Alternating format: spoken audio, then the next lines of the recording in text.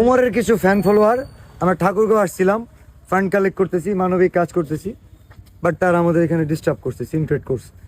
আমরা 22,000 টাকা তুলতে পারছি, এখানে হয়তো লাখখানিক টাকা বা আর 100 টাকা হলেও বেশি তোলা যেত।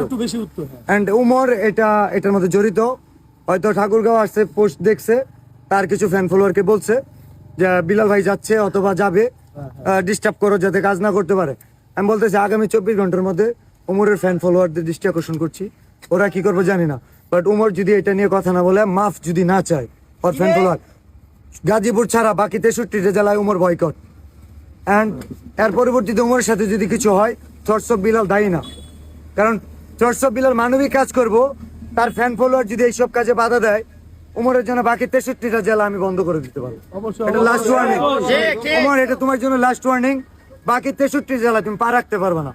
তোমার ফ্যান ফলোয়ারদের এখনো সময় আছে, তুমি বলবো, আগে তোমার মানুষ হওয়ার দরকার, তোমার আগে মানুষ হওয়ার দরকার, ঠিক আছে?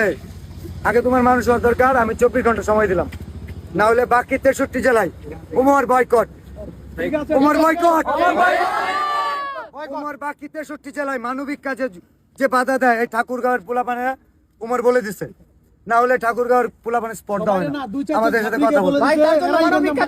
একজন যদি বলে আমার যদি কোনো ফ্যান ফলোয়ার মানবিক কাজে বাধা দেয়, সেটার দায় আমার নিতে হবে।